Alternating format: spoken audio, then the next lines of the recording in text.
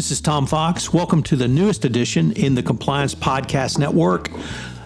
My latest podcast, Compliance and Coronavirus. As the voice of compliance, I wanted to start a podcast which will help bring both clarity and sanity to the field of compliance, the compliance practitioner, and indeed the compliance profession during this worldwide health and healthcare crisis. Taking up a variety of topics as diverse as working from home to sporting events, to the role of the board of directors, to crisis management, to the role of supply chains. We will look at all of these in this podcast. If you have a topic you'd like covered on compliance and coronavirus, please let me know. I'd be happy to do a podcast on it. We will post on Tuesday, Wednesday, and Thursday at 9 a.m. Central Time for the foreseeable future as we navigate our way through this incredible crisis. First, a word about our sponsor, SAI Global. With the coronavirus and COVID-19 pandemic continuing to change rapidly, trust and integrity are paramount to business continuity preparedness. SAI Global is here to help compliance and risk professionals facing these challenges, including unprecedented business impacts from employee well-being to disrupted supply chains. SAI 360 is a cloud-first software and modern ethics and compliance learning platform designed to help you navigate risk from every perspective. To learn more about how you can protect your business operations and workforce during these uncertain times, visit saiglobal.com/risk for free resources, expert guidance, and industry-leading technology. Thanks again to SAI Global for sponsoring this most important podcast. Today I have with me Kevin Abikoff and Mike Huneke, both lawyers at Hughes, Hubbard and Reed. We take a look at their excellent article, There is No COVID-19 Defense, which was posted in the FCPA blog. They talk about why compliance never sleeps and some of the things that a compliance officer can be doing today in light of COVID-19. Hello, everyone. Tom Fox back for another episode. And today I have with me Kevin Abikoff and Michael Huneke,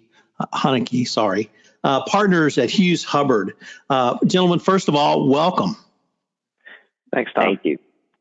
They jointly wrote a blog post for the FCPA blog entitled "There is No COVID-19 Defense to Corruption." I'd been trying to articulate the thought that compliance never sleeps, but they did, I thought, a much better job of it. So I wanted to, first off, ask you guys, in terms of counseling your clients, the concept that there is no COVID-19 defense or compliance never sleeps, is that a message that's resonating out there? Yeah, and this is Kevin and Tom. Let me first say thank you for inviting us, and to thank you on behalf of the whole community for the important work you do in this area. And I'm a frequent listener to all that you do, and we really appreciate it and appreciate you giving us an opportunity today. We do find it's resonating. It's since our blog post has come out, I think that we've gotten more resonance and traction with people on that than almost anything else I have ever published in that same space. Maybe it's attributable to the fact that people have more time to look and read things.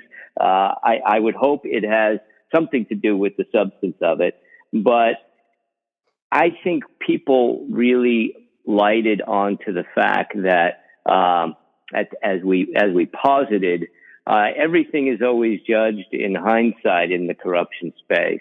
And while staring out our windows onto empty streets is our reality today, 3-5 years from now, when all this is a funny memory, prosecutions will take place, and it won't be an excuse, as nothing ever is, be it a war or other things, to engage in corrupt acts. And I think people are really seizing on to that, to realize that they're going to be judged what they do today, not within the context of the difficult circumstances, but against the vagaries of what the future will bring. I don't know, Mike, if you have a thought on this topic as well.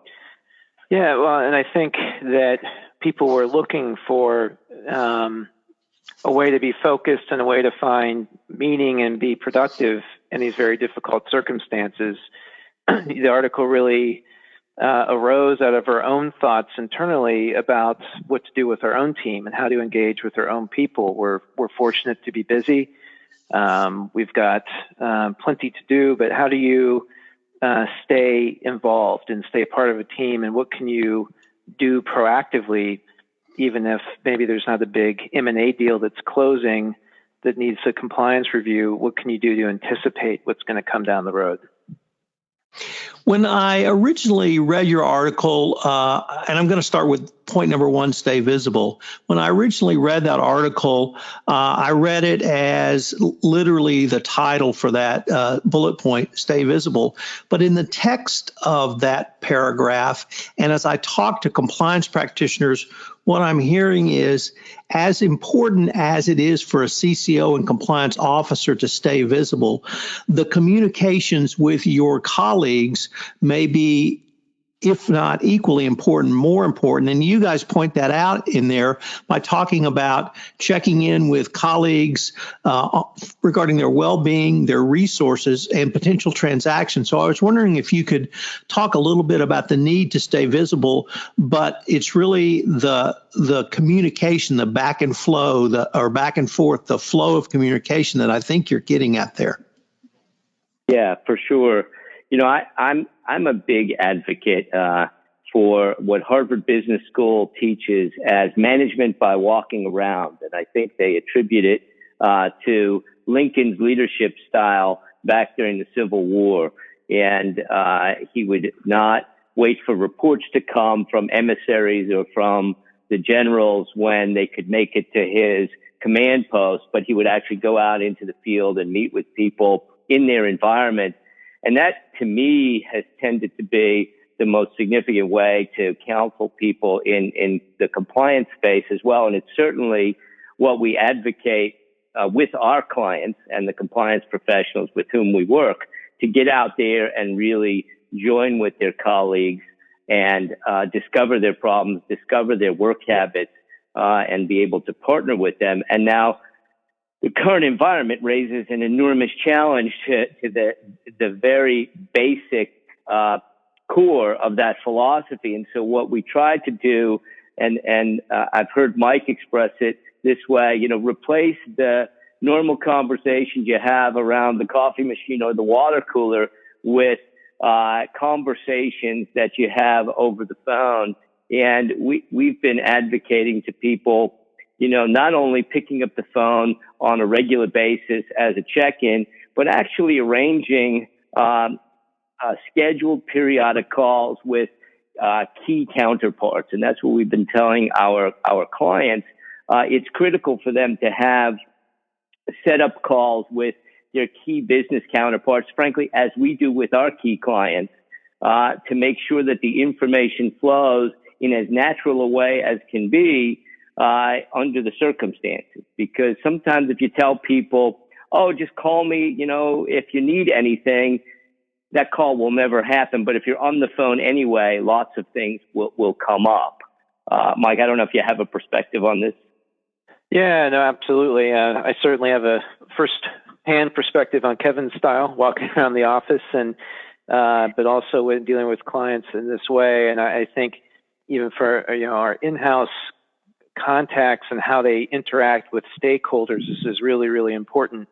And in the past, it used to be a concern that if you left them to their own devices to call you, just the crush of business might keep them from calling you when they should be. Here, it's the crush of, when can they make their scheduled, grocery store visit? Are they having to homeschool their children during the day, during normal business hours? And having that scheduled call, even if there's no particular agenda, exactly as Kevin said, can give you that opportunity, both of you, to think of things that otherwise you wouldn't have really gotten a chance to talk about, but that can be really important, both in the present moment, because things are still happening, there is still activity out there, but also to anticipate this wave of what we expect to be a lot of very intense activity once the crisis is over. The other thing that struck me about your list was you gave what I thought were very is very strategic guidance and strategic counseling, and also tactical. Number 6 on your list, though, I'd like to focus on that because also this struck me as incredibly important, and it's entitled Ensure Financial Controls Are Functioning. One of the things that I've heard compliance practitioners worry about is, we've got controls, but who's watching them right now? So I was wondering if you guys might give your thoughts on not only ensure they're functioning, but make sure somebody is watching while everyone is working remotely. Sure, and maybe Kevin, I'll start with this one. Frankly, again, this came out of our own experience and just making sure that our own Paris office financial systems were mobile and could be done, remotely.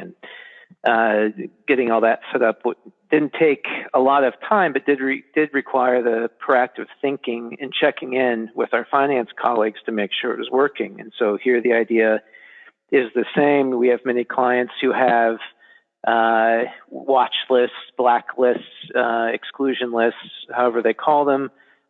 We have many clients who have second or third level controls that involve some aspect of financial review. And there's an assumption, I think, that when something is automated or is in SAP, that it really can be either done on autopilot or on its own. But that's not necessarily always the case. And we find a lot that particularly people operating at a group level within their companies might not appreciate that there's a middle level or local level finance aspect that really is maybe still manual or is on a different system. And so it's important to proactively reach out to your finance colleagues and to your local compliance and legal colleagues to make sure that the things that are supposed to be working are actually working. Yeah, completely agree with all that. And the small point I would make is that each part of the process, whether it's compliance or the financial controls, is really meant to function as an independent control. And where we've seen things go wrong, and this is as much a creature of the past as anything, I'd like to think it doesn't happen as much, is when each person puts their signature on an approval just because the person ahead of them has signed it. And it takes you to some bad places because the first person signs thinking, well, I'll sign, but maybe my boss will look at this more carefully. And the boss signs because the person underneath who's supposed to have the day-to-day responsibility signed. And then it gets up to finance, and they sign because the business line folks have signed off. And what we're really trying to make sure everybody stays on top of is the necessity of having this independent check at each level, with the financial check being a critical part of that process. Another area you talked about was in the communication for the compliance practitioner to be aware of deals that not only are ongoing or were ongoing before the coronavirus health crisis arose, but also deals that may come up both because and during the health crisis. So, for instance, is a company pivoting to manufacture goods for healthcare workers? Is a company going to deliver products in a country which may need them that didn't need them before, in addition to joint ventures or other transactions that a compliance officer would be involved in? How do you suggest that a compliance officer really stay abreast of those items? Yeah. And, in some corporate cultures, this will happen reasonably naturally because the compliance apparatus will be part of the executive committee of the operations of the business, but not always. And again, certainly making sure that if that takes place, those kinds of decisions within the new business function or at a corporate function, that the compliance people affirmatively reach out and ask what's going on and suggest that they can take measures to add value to any process. If there's a joint venture being formed, suggest that they get in touch with their counterpart to make sure that the compliance protocols are being jointly put in place in the most effective way possible. and don't make themselves the final check, also thought of as the final roadblock. But if they're affirmatively reaching out to be part of that process and to make sure that they're aware of the pivots, as you say, Tom, which is exactly right, that the business is seeking to undertake, they make themselves more valuable, and they make themselves, in the end, much less of a roadblock and much more of a value-added proposition to the company's pivot in either life-saving means or profit means or both. Yeah, Tom, I just add to that there may be an innocent assumption by operational people that compliance does what it does, but may not necessarily be able to translate its skills to other areas, which I think if you have these regular communications proactively, you can educate them that many of the skills that compliance professionals have are transferable. For example, some of our clients are pivoting from sales to dealing with customers who are in financial distress and need to find other means of getting financing through export credit or through development banks.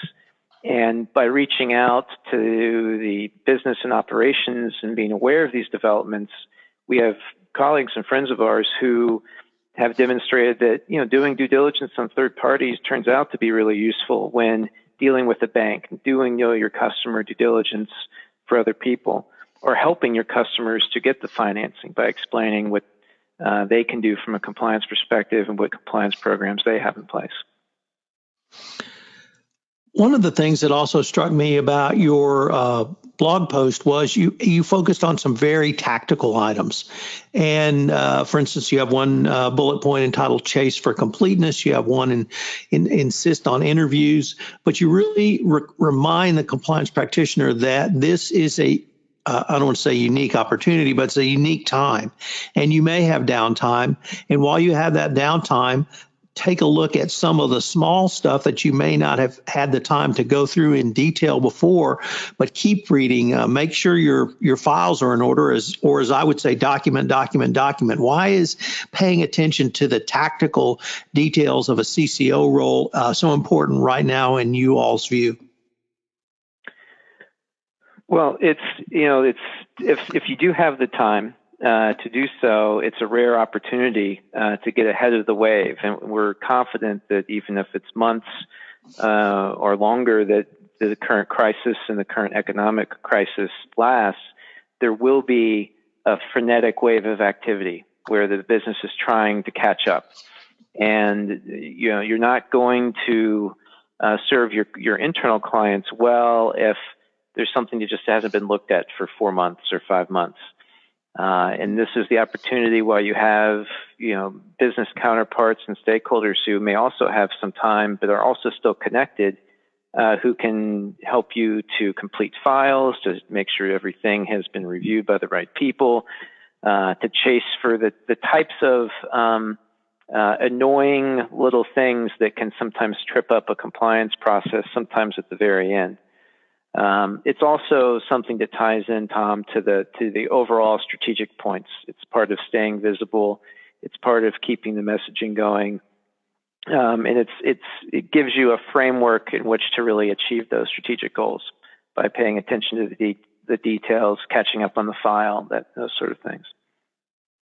Yeah, I would agree with all that, and I would also say there's no better time than right now if compliance needs the business to change course, be it on a joint venture partner, particular operational aspects, methodologies for selecting contractors or suppliers, third-party business partners.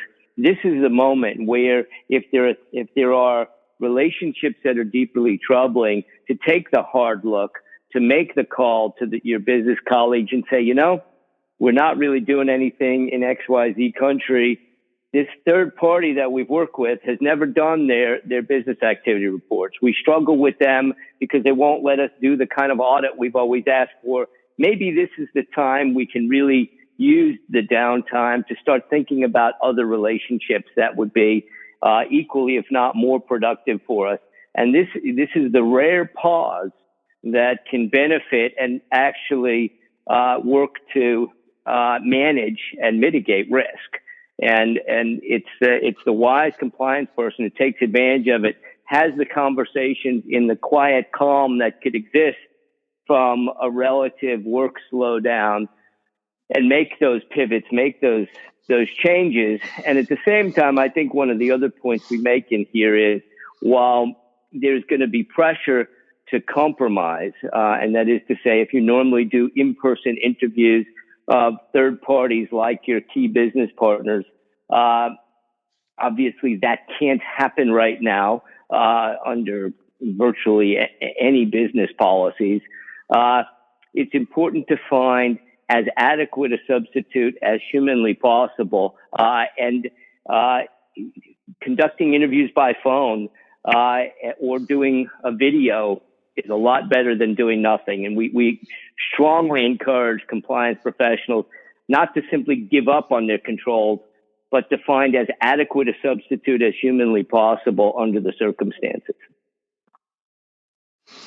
Well, gents, unfortunately, we're near the end of our time, but today I've been visiting with Kevin Abikoff and Michael Huneke, partners at Hughes Hubbard, on a blog post in the FCPA blog entitled "There is no COVID-19 Defense to Corruption." Gents, it was a great blog post, and this has been a great conversation, and I'm sure we'll be visiting again.